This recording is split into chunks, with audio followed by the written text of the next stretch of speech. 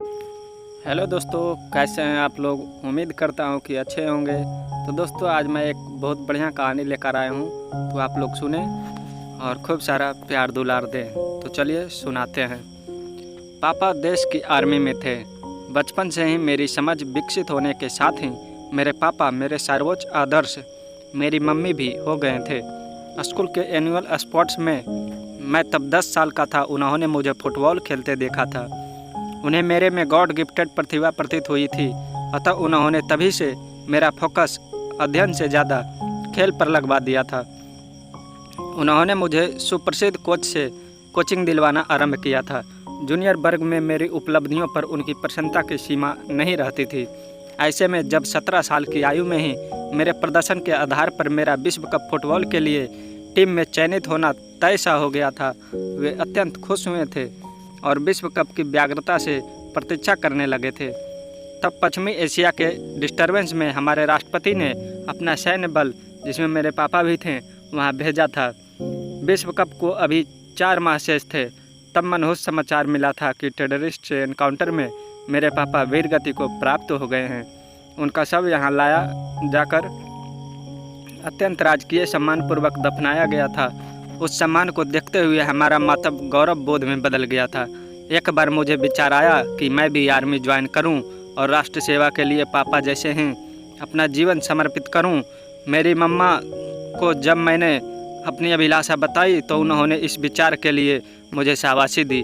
साथ ही स्मरण कराया कि मेरे पापा का उनके जीवन का सबसे बड़ा सपना मुझे विश्व कप में राष्ट्र का प्रतिनिधित्व करते हुए खेलते देखना था। मम्मा ने बताया था, अगर तुम अपने खेल से यह विश्व कप देश के लिए जीतते हो तो यह भी बहुत बड़ी राष्ट्र सेवा होगी। इस बात की अनुभूति से मुझे अपना सब कुछ अपने खेल पर झोंक देने को प्रेरित किया। परिणाम मेरे पापा की अभिलाषाओं अनुकूल निकला। मैं विश्व कप खेला था एवं उसके मैचों में मैंने न केवल रिकॉर्ड गोल किए बल्कि विश्व कप देश के और प्लेयर ऑफ टूर्नामेंट अपने नाम किया। कप सेरेमनी में हमारी टीम जश्न मना रही थी, तब मैं फुट फुट कर रो रहा था। मैं अत्यंत भावुक था। मेरे हृदय में उथल पुथल चल रही थी। विचार यह आ रहा था, काश आज मेरे पापा इन उपलब्धियों के साक्षी होते। अगले दिन हम विजेता टीम देश वापस पहुंचे थे। पूरा देश हमें सिर हाथों पर उठा रहा था। यह सब देख मेरी मम्मा की खुशियों का ठिकाना नहीं था। भला कितनी माएँ होती है जिनके बेटे राष्ट्र को ऐसे गौरव दिलवाते हैं।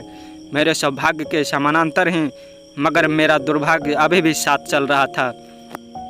पापा को पहले ही खो चुका था मैं। विश्व कप जीतने के 2 महीने के भीतर ही मेरी मम्मा को एक दुर्घटना में खो बैठा।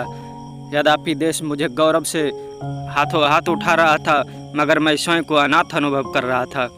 उस रात गहन मातम में मैं सो नहीं रहा था। रात भर अपने आगामी जीवन के लिए अपने लक्ष्य नियत कर रहा था। उस विश्व कप के बाद मैंने फिर 3 और विश्व कप खेले। टीम की उपलब्धि यद्यपि हर बार विश्व कप जीतने की ना बन सकी, मगर हमने बार बार फाइनल खेला और मेरे खेले 4 विश्व कप में से 2 में विजेता हम हुए।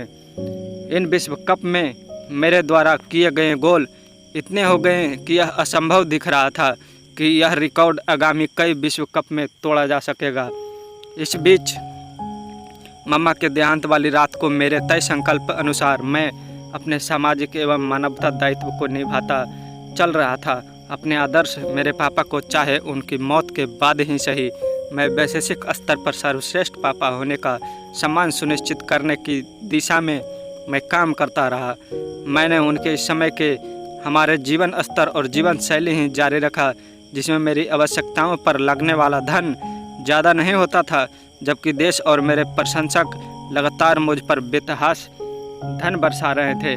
मैंने स्वयं को अरबपति नहीं होने दिया था। मैंने एक ट्रस्ट बना दिया जिसमें मुझे मिल रहे धन को जमा करता जाता था। अपनी किशोरवय में पिता एवं माँ को खो देने से मैंने स्वयं को अनाथ अनुभव किया था। सच में मेरी उपलब्धियाँ भी मेरी अपिर इस अनुभूति को दूर नहीं कर पाती थी। फिर इस अनुभूति से निकलने के लिए मैं दुनिया के किसी भी सेना में शहीद हुए वीरों की बेटे बेटियों को अडॉप्ट करता था। उनके लालन पालन का दायित्व मैं लेता रहा था। ट्रस्ट में जमा धनराशि के उपयोग से ऐसा करना मेरे लिए सरल था। आज मेरी अपनी 2 बेटियों के अतिरिक्त ऐसे अडॉप्ट में बेटों बेटियों की संख्या 3000 से ज़्यादा हो गई है। पिता दिवस पर मैं गौरव अनुभव करता हूँ कि दुनिया के सबसे ज़्यादा बेटे बेटी मेरे हैं। उन सब की धमनियों में भले मेरी नहीं मगर परमवीर साहसी एवं बलिदानियों की रक्त प्रवाहित होता है। अब फुटबॉल से अवकाश लिए मुझे 10 वर्ष हो रहे थे, अतः खेल के द्वारा हासिल होती रही दौलत अब उतनी नहीं होती थी, मगर मेरे एनजीओ को दुनिया के महादानियों से प्राप्त हो रही सहयोग राशि उससे कम भी नहीं होती थी। यहाँ मेरी शीर्षस्थ फुटबॉलर की ख्याति काम आती है। मैं सोचता हूँ कोई अगर सेलिब्रिटी हो तो अति विलासिता का उदाहरण बनने के स्थान पर इस तरह का उदाहरण बने तो दुनिया से बुराइयाँ कम होने लगेगी। आज मेरे ट्रस्ट की जमा पूंजी से मैं ऐसे और 5000 बेटे बेटियों का लालन पालन सरलता से कर सकता हूँ। इतना सब उल्लेख करते हुए मैं अपनी एक असमर्थता का खुलासा भी करना उचित समझता हूँ। आज से 1 साल पहले एक देश के मारे गए सैनिक की बेटी ने मुझसे सहायता चाही थी। अपील होते हुए भी मैंने उसे यह प्रदान करने में असमर्थता जताई और उससे क्षमा मांग ली थी।